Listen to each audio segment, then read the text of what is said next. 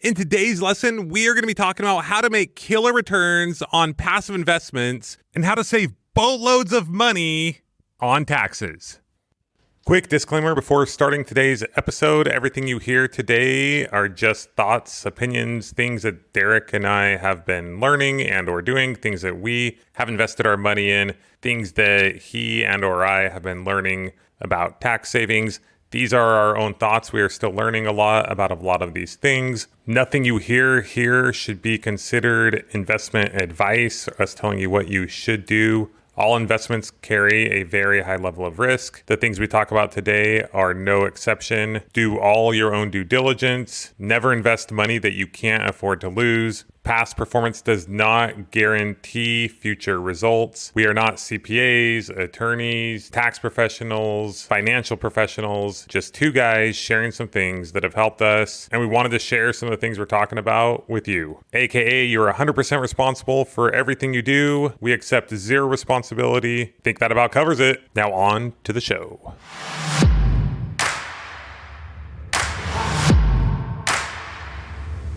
Hey, what's going on? Justin Williams here, and welcome to another episode of the Millionaire University podcast. Ever since we started Millionaire University, the goal was to teach people what they don't teach you in school about making money.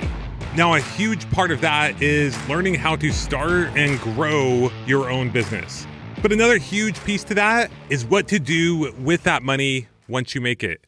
Now, I've been into investing for many years, and I've learned a ton about this. And a lot of you know that earlier this year, we sold our house, and that gave us a big chunk of capital that we needed to figure out what to do with. Now, my brother Derek has also recently come into a large amount of capital after selling 8 of 10 of his Airbnb properties. So it's been really cool. Over the past few months, him and I have been going back and forth and talking about different investments that we're finding. Okay, let's be honest. He's been doing a ton of research and he's let me know about a bunch of different investments. But to be fair, in the past, I have introduced him to people and different investment opportunities as well as another startup that we recently invested in that's a little hush-hush that we can't yet talk about. But I digress. So recently I was talking to Derek and we were talking about all the different things that he's investing in and all the things that he's been learning and studying over the past several months as he's been figuring out what to do with this money that he's captured from these Airbnbs that he's had for many years. Not only that, but he's also been sharing with me all the things that he's been doing to save an insane amount of money on taxes. And as we were talking, I was just like, okay, hold on. The Millionaire University audience has got to hear what you're sharing. So I asked him if he'd be willing to come on and do another episode. We heard him earlier. Derek was actually our first guest interview on the Millionaire University podcast. So we are now having him back. And so the other day we got on a call and I told him to start sharing. And he did just that. And he got into it. He got into it kind of fast. I could hardly keep up. Now, the objective of this lesson is not to teach you every single little tiny thing that there is to know about passive investing and saving money on taxes.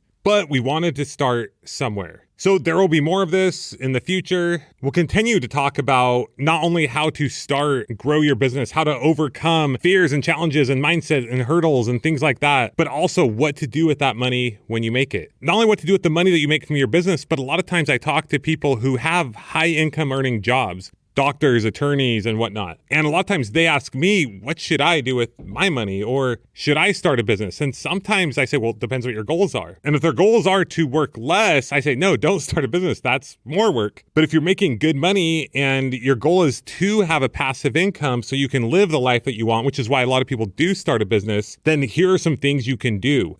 So while I've shared a lot of these things with high income earning individuals, my brother and I talk about these things. My parents are investing in these kinds of investments. This is something that we've never yet talked about on the Millionaire University podcast. So I'm super pumped, super grateful that Derek was willing to come on and get this conversation going. There will be a lot more of it in the future. But without any further ado, ladies and gentlemen, I give you the one, the only, my brother from the same mother, Derrick Williams. I had 10 properties, 5 that I owned with my parents and 5 that I owned myself, and they were all short-term rentals. And so this year, just with the way real estate is going, it might be going down, we don't know. And just with my prediction of where the vacation rental market is going, I believe it's just on its way down. I decided to sell all of the houses. My goal was to sell them all by October. I sold 8 of the 10, still have 2 more. But with selling 8 houses came a lot of income, and so I needed to figure out what to do with it. I've invested in syndications, big commercial building syndications in the past, and as talking with Bill Allen with 7-figure flipping, chatting with him about it, I learned that if I invest $100,000, I'll be able to write off about $50,000 in tax savings. And so with a lot of that money, I've decided to put it in different syndications. So I've invested with Bill Allen. I invested with another company called Zona Capital Group, and they're doing an apartment complex in Atlanta, Georgia. Is that the one I'm in too? Yeah. You and I both went in on that one. Yeah. That one's called the Phoenix Place Apartments. It's located in Atlanta. They just closed, right? We just closed on it. Yeah. So that one will be fun. When I first started doing this, I asked Bill Allen, and I think I asked them if I could do a 1031 exchange, which means you never actually receive the money from the sell. A 1031 company holds the money, and then you have to find a new place to put it within 45 days. And then you essentially fund that deal with the money, and you don't have to pay taxes on it. You just defer them. So I was able to 1031 actually 2 properties. So I've learned so much in the last month or 2, and you can 1031 2 properties into one as long as that one property, as long as the value is greater than both of those 2 properties that you've sold, right? So with that money, I won't have to pay any taxes on it. And I'm actually doing that with a company called Open Door Capital, and that's the Bigger Pockets guy. What's his name? Brandon Turner or something. Yeah. And so the funds with Bill Allen and Dustin Preston with Zona Capital, those are like 5-year funds where essentially you get money back every year or every quarter distributions. And then at the end of the 5 years, you're supposed to get like about 1.8 to 2.2x on your money. So if you put in 100,000, you roughly get about 200,000 back, plus the money that they've given you for the distributions. And then at the end of the 5 years, you get that money back, and then you choose what to do with it then. This other company, Open Door Capital, it's a generational wealth fund is what they're calling it. This is their fund 10 that they're doing. Yeah, and with this fund, one, the 10th fund, yeah. Essentially, with this fund, you put your money, so you put 100,000 in. In 5 years, the goal is to get that $100,000 back. But the $100,000 you're getting back is just interest. So it's just distributions you're receiving. Your initial investment actually stays in the fund, and it's supposed to be a 10 to 20 year or longer hold. So essentially, it's more of a long-term play. Put your money in there, you get a big chunk back within 5 years, and then for the next long term, the goal is to pay you 6 to 12% annualized on your money just for keeping it in there. And the more you pay, the more you so if you just give between 100 to 200,000, it's like a 70-30 split. So you receive 70% and then the company receives 30%. If you put in over 200,000, it's a 80-20 split. You receive 80% and the company receives 20. And if you get it up to closer to $1 million, which is what we were able to do, Dave, and I don't know that they do this for everyone, but they've allowed us to do it 90-10. So that's like the in and out secret menu. I think they'll do it with others. They didn't talk about that on the webinar, I don't think. Yeah, I think they'll do it with others if you get a high enough amount in there. So it's pretty awesome. Essentially, so you and I put some money in this fund. Within 5 years, we'll get that money back. So you have to take into account, maybe I could have done some investing with that money, and you lose out on that. But essentially, you're just getting the money back, right? But the money back is just interest, like almost 20% a year annualized interest that you get back really in 5 years. And then you own a part of this company, and these guys are doing all the work. They're in charge of making sure it gets booked and rented and paid, whatever. And we're essentially 90% owners in that company for the next 20 plus years, just because we were able to, just because we let them essentially use our money for 5 years and then they give it back to us anyway, right? Let's unpack a little bit of that just to give some clarity. By saying we're 90% owner, we're 90% owner based on the amount of capital that we put in, right? Right. So if there's $1 million put in, and how much are they raising for the fund total? Do you know? Yeah. I don't know. Let's say Call it 10 10 million. million. Yeah. Right. Then it's like we own 90% of 10% of the fund, right? Because if you have 10 people each putting in $1 million, I know that's not how the numbers work, but let's say they were 10 people each put in $1 million, then that's 90% ownership to the money people, to the investors, to the passive investors, and then 10% ownership to the operators, to the people who found the deal. And I'm sure they have like acquisition fees and maintenance fee, like these syndications always have other fees in there, right? But they essentially keep 10% for them putting the deal together.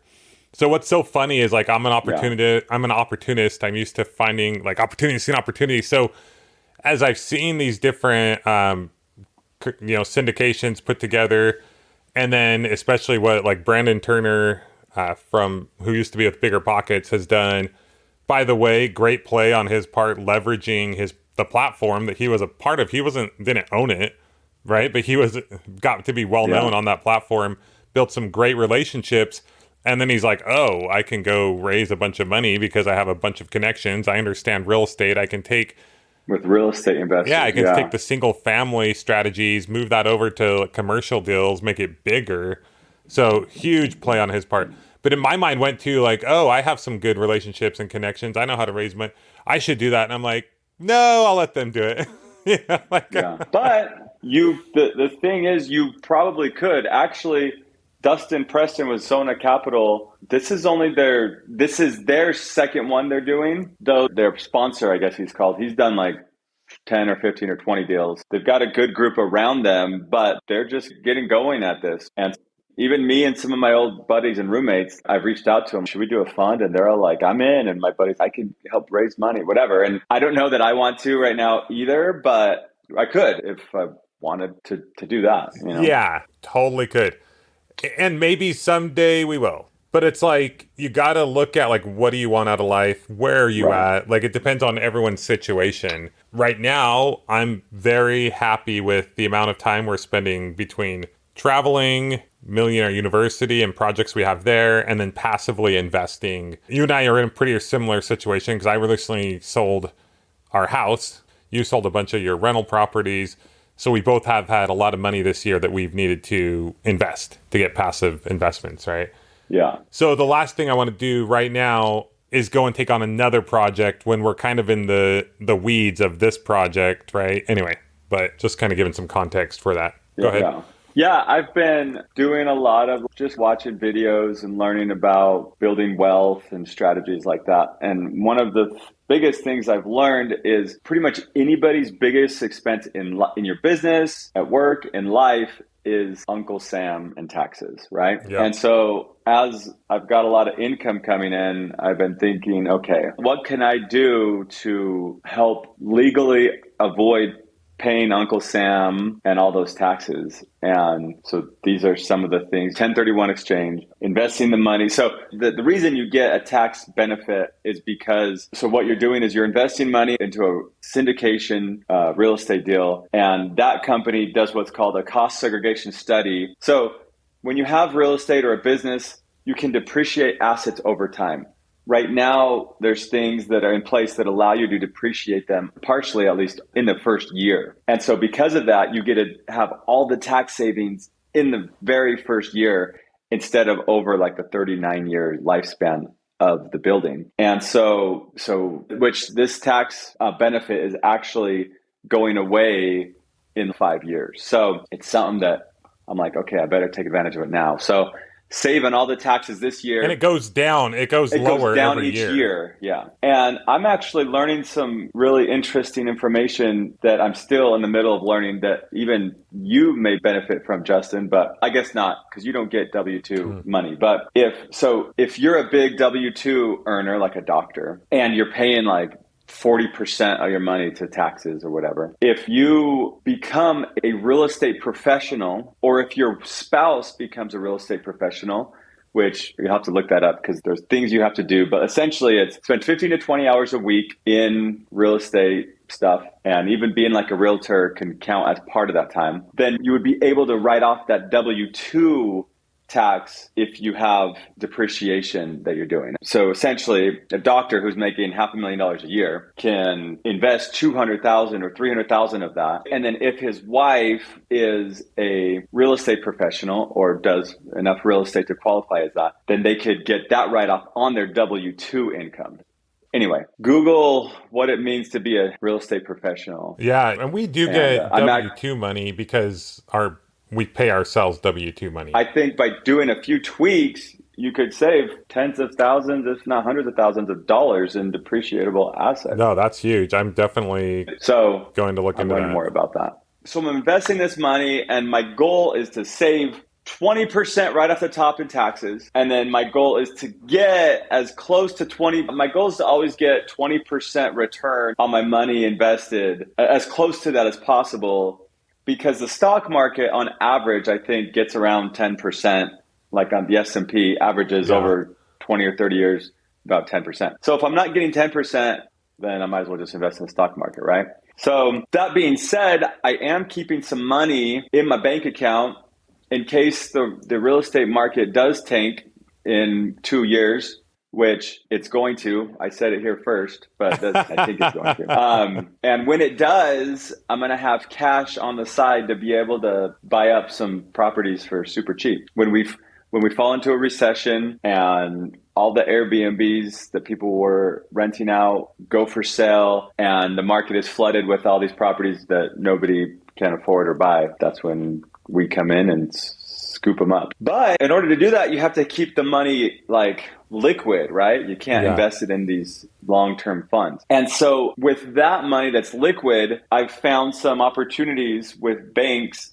where you're able to get a 5% annualized return on the money that's just sitting in your bank account. Compared to the typical like 1/4%. Yeah, exactly. And so there's a bank.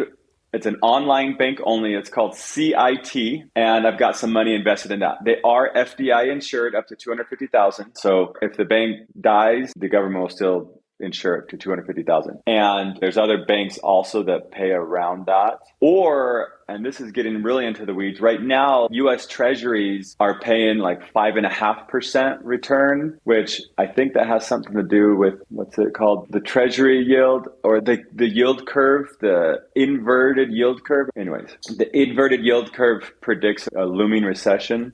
And usually it happens within 6 to 24 months. And the US yield curve was inverted like beginning of July. So it's not 100% tell sign of a recession, but before any recession that we've had, the yield curve has been inverted first. Wow, you're smart, man. Well, wow, you're just smart. Things I'm learning right now. Anywho. Now, one of these is that the one that you don't have to pay taxes on, or you still have to pay taxes on that 5.5%, right? You know what? You might not. Yeah, I don't think you do. The Treasuries, is that what you're saying? And and I heard that. So I also just met with a banker from Wells Fargo, and they even have a similar package. Theirs is a little different. To get a 5% return, you have to put your money in a money market account. But if you meet with a banker or if you meet with like their money manager, they'll do it for you. And they also will put your money in CDs and then invest it for you in that way. And anyways. But with Wells Fargo, you just have to call the guy and transfer it in, and then he'll do it and then transfer it back. Wow. And if I needed to, I could work with them as well. And we might with our business. We're going to with Janela Bay, our company, because we'll have between $200,000 and up money just sitting in the bank at any given time. And we want to be getting 5% plus on that for just sitting there. We're missing out on tens of thousands of dollars. Totally. Free money. Yeah, and we need the money to stay liquid, so we don't want to put it in like the stock market, because what if it does go down? Over time, it should go up, but right now we don't want to do that. Yeah, I'm just trying to hold on to the money that I've worked so hard for and legally not let Uncle Sam have much of it at all. Oh, what kind of spurred me on this? Bill Allen, who you've done a lot of business with, And so have I. Bill I sold my Allen company to you. said once he... And he pays me a nice, healthy paycheck. Yeah, every you month. sold a Okay, company keep to going. him. Yeah, I know him well. He's my best friend. Bill Allen, I once heard him say on like one of his webinars, once he learned about the tax benefits that come with depreciating an asset and all that stuff with multifamily housing, he said since then he hasn't paid any taxes. Because I think what even happens, this is another thing. When you invest in a syndication, you can write off like half that money or whatever. It just depends on what the cost seg study comes back at. But if you buy like a warehouse, like our company's buying a warehouse, or if you bought like a cabin, we'll say a cabin. If you bought a cabin for $1 million that you're able to write off, even though you only put down like $200,000, you get to depreciate the whole $1 million asset. So I imagine with these multifamily units, they're getting investors that bring in like the down payment. But if it's a $20 million building, they get to take advantage of that whole 20 million asset to depreciate it. So I imagine all of the owners of the fund get to depreciate a ton of money because they get to take advantage of the whole amount of the building. Does that make sense? Yeah. I think we need to get in on that. I don't totally know how that works, but I do know that just because you're putting down 100,000 doesn't like you can still write off the whole $1 million purchase or whatever. But that's insane. You were talking to me about that before we started the interview about you guys are thinking about buying a cabin maybe for Jello Bay, like it's just a thought. And then a warehouse. You bought a warehouse? We're building a warehouse, yeah. Right? And we learned about the tax benefits because once we finish, the warehouse is going to cost, I don't know, 2.5 to 3 million or something. We'll have to put down a few $100,000, but once we're finished, we get to write off the whole $2.5 million in a cost seg study. So we'll probably be able to write off almost, I don't know the numbers, but close to the same amount in taxes. And so essentially we make money. Yeah, we're putting a few $100,000 down, but that's still going to be our money. That's what we own of the property, right? And so we'll be able to write off all this money in taxes and save a few $100,000 in taxes because we'll be able to write off the whole $3 million building. And so we'll save money in taxes, a lot of money, and then we'll have every month when we're paying for the building, when we're paying down our loan, half of that money that's not interest will go once again towards our money. The property will appreciate over time, so it'll be worth more. And in 2 or 3 years, if we want, we could rent it out and then we could build a new one and save a ton of money again on taxes. The only kicker is if and when you ever sell that property, then it's called depreciation recapture. Then you have to pay the taxes. But the goal would be, if we were to sell it, we would want to do a 1031. Or at that point, we've built up our wealth so much that we could pay money in taxes, whatever. But if you hold on to your money now, you can build it and let it grow tax-free, you know? Yeah, I'd much rather pay taxes 10 years from now versus today. Because as we're talking, if you can earn 10, 20% on your money without having to have the tax just like eat it away, right? If you can keep growing that, then that a number will be significantly more than it would if you're constantly paying large chunks of taxes along the way. Oh, yeah. And if you do continue to do 1031s your whole life and you set it up the right way, when you pass away or whatever and your kids, I don't know, take over your wealth or inherit your asset, then they don't have to pay taxes on that. They get or something like that. Yeah. So if you're going to leave something to your kids, leave them something that you've pushed off paying the taxes so that they don't have to pay it. And then you don't have to pay it. Nobody has to pay it. That's wild. Yeah. And then I was talking with our CPA and I'm like talking to him about, it's only 80% this year. And then he's, yeah, but then there's also section 179 deduction. And so you could really deduct the whole 100% in the first year. That's crazy. That's cool. 179, section 179 deduction. I don't really know what it is. It's just you're able to write off more things in year one. So what I've learned a lot lately is if you don't have a CPA that knows all these things, first off, ask him about him. He doesn't know about him, find a new one. And then ask him instead, am I going to be able to save money on taxes this year? Don't ask him that. Say, how can I save more money on taxes? Or what do I need to do to save more on taxes? And I believe right now I have more money coming in because I've been selling all these houses that I've had for years, right? But I don't know, 5, 6, 7 years ago, I was also able to do something with Bill Allen or another syndication. And I think a lot of them, if you have $50,000, like their minimums might be 50, or I've even seen one that's 25. And so any Yeah. amount of money that you have, any sale of a property, whatever, like it's always, I think, a good idea to start investing. And once again, not financial advice, whatever, but I think it's better and more predictable than the stock market if you're investing with the right people and the right teams and the right companies. So Now, something just came to mind. A lot of these investments that we're doing, you have to be what's called an accredited investor, right? Not all of them, though, right? Like some of them, not all of them. Right. Most companies that you work with will have funds that you don't have to be an accredited investor. And the information I gather is if it's a public gathering, like if they're publicly looking for investors, then those investors have to be accredited. But if you're connected with some of these companies, they have investments that are internal only, and those ones you don't have to be accredited investor. So if you're not a big income earner or have over $1 million in assets, which I believe that's what makes accredited, I think it's like over 250,000 for the past 2 years income, or a net worth of over $1 million. Talk to your accountant about it. But you can find other ways of investing it with not, I know a couple right off the bat. But so yeah, you don't have to be accredited for certain ones. Yes. Yeah, just something to be aware of, right? Yeah. Awesome, man. That's a lot of good info. Anything else we missed? Yeah, I mean, I think it's always a good idea to keep asking. And actually, I have an appointment tomorrow with a CPA. Okay, so I'm going to be able to write off a lot this year, but in the next 4 or 5 years, I'm going to have a lot of money coming in from these investments. Okay, what do I need to do to write that off? So I guess instead of just like getting your tax bill or just running your business and thinking, crap, that's a lot of money I've got to pay in taxes. I think the thing is planning ahead and thinking, okay, so for this investment, the generational wealth fund with Open Door Capital, the first year return is only like 2 to 3%. But then the fifth year return is 75% of that money to recapture it all. Okay, so then in year 5, I need to think, what do I need to do to make sure I don't get hit with more taxes on that money? How can I prepare for that? What do I need to do with that? Do I need to reinvest that? And some of these other ones, like with Bill Allen or the Zona Capital, we'll be getting more money up front throughout the 5 years. And so it'll just be like, okay, what do I need to do? What will that be taxed at?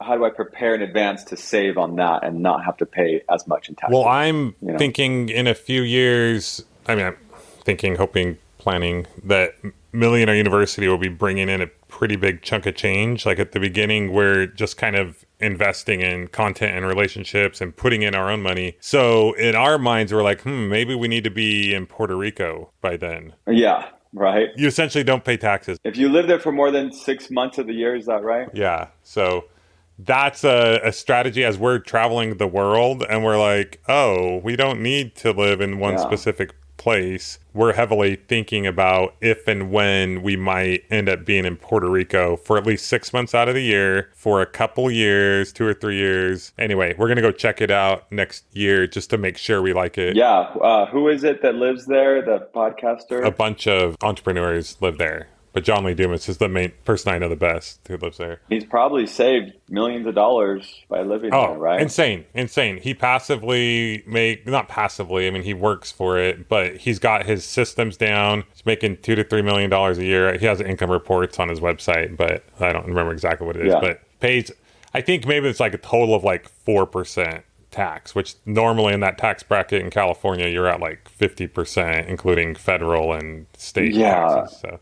Well, the more I live, and some years I've made more money than others, but it seems like the more money I make, the more the government's going to take, right? And it's just going to get worse and worse. They're taxing the higher income earners more. And health insurance, if you make more than 250, you've got to pay 2,000 or more for crappy health insurance, and just all these things, right? How can we legally push off that tax burden to be able to continue to have money coming in instead of just have to work ourselves till we're dead, right? And here's the thing. I love our country. I have no problem contributing. But what I found as I became a business owner, I used to think, but when I started my first business, this is how ignorant I was.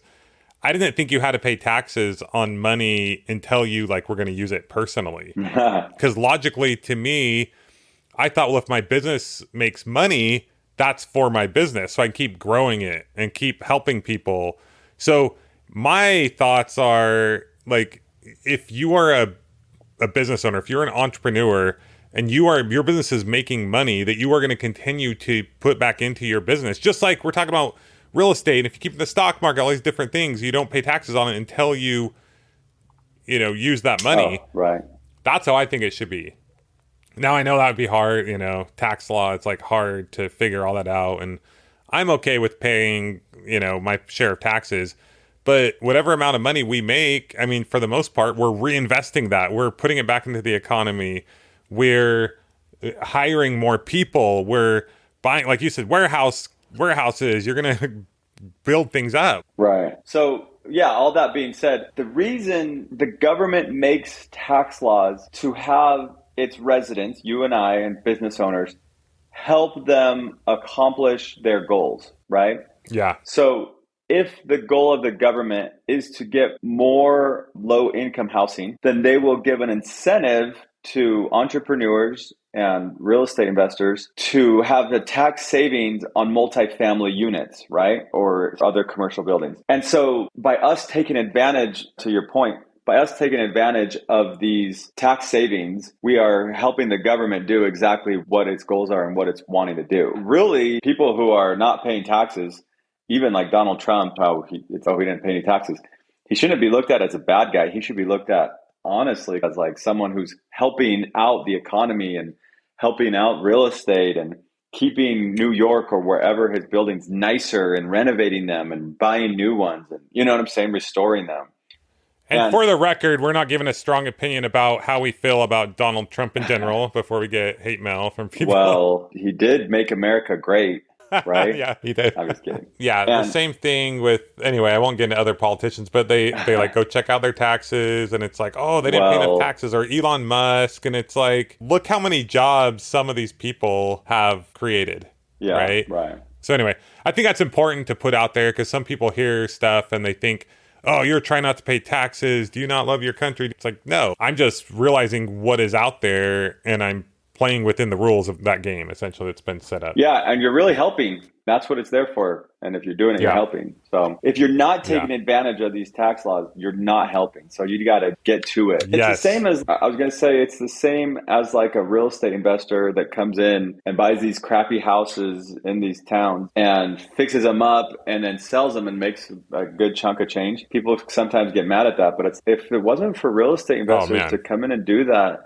these towns would just be ugly. And look at San Diego. There's some great communities in there because of real estate investors. They're really old towns. But if it wasn't for the real estate investors, it would just be the ghetto everywhere. 100%. People call them vultures. So if you think about it, if there weren't any vultures, there would be nasty carcasses all over. Right? Right. Vultures are needed. That's great analogy. Bless them, vultures. That's right.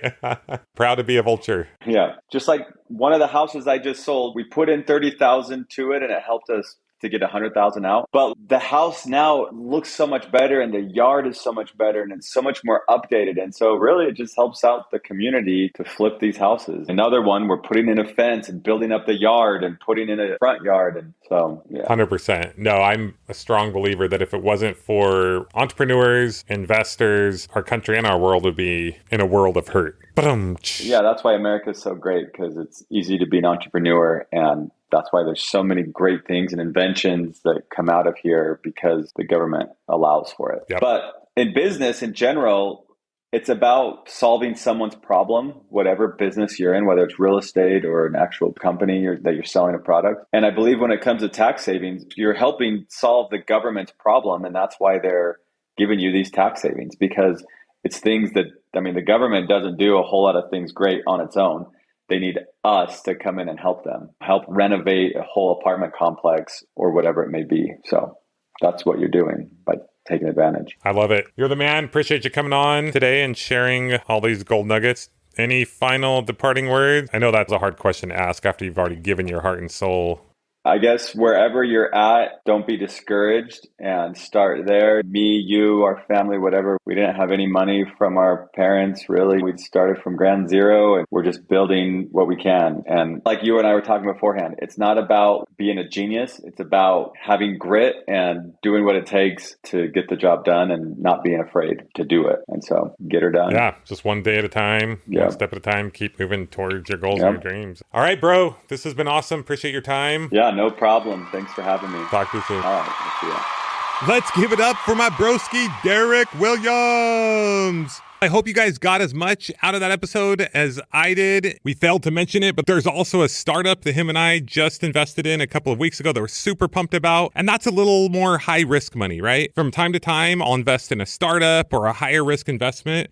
And those to me are just super fun, but I only do it with fun money, with play money, money that I can afford to lose. So we'll talk about that stuff more later on as well. But like I said, just wanted to kind of get this conversation going. Now, Derrick did reference a lot of resources. He referenced literal actual people and companies that we are currently investing in. So if you missed any of that in the episode, no worries. I'm going to put together a write-up, show notes, if you will, lesson notes. We'll see. We'll see what we ended up calling them. But if you head over to Millionaire University, check out this podcast. You'll see the write-up and all the resources from today's lesson right there on the Millionaire University website. So go check those out. Derrick literally gets nothing from doing these interviews. It's not like he has a website or a platform or anything to sell or offer. He's just a super great giving guy and loves sharing the things that he's learning with other people to help them in their journey as well. So if you get a chance, maybe hit him up on Instagram and let him know how much you appreciate him coming on and sharing the wealth of knowledge that he's been learning over the years and especially over the past few months with all of us here at MU. I know I'm grateful for those kind of collaborations.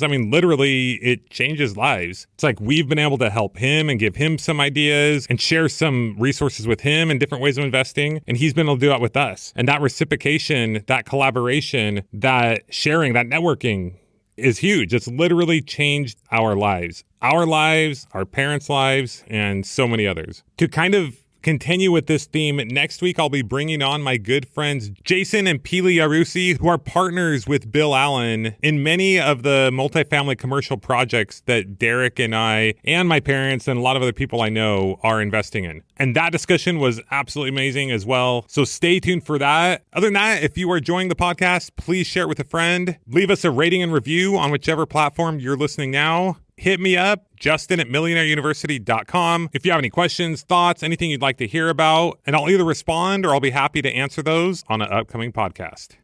So that's it for today. Get out there, take effective action where it counts. Just like Derrick said, it's all about just going after it day in and day out. Don't have to make your eyes bleed. It doesn't have to be anything absolutely crazy insane. You just got to be consistent and you just got to keep taking the effective action that will make a difference in your business. We're here for you. We got your back. We believe in you, so believe in yourself. This is Justin Williams, your Chief Millionaire Mentor, signing off from Wellington, New Zealand. Until next time, class dismissed.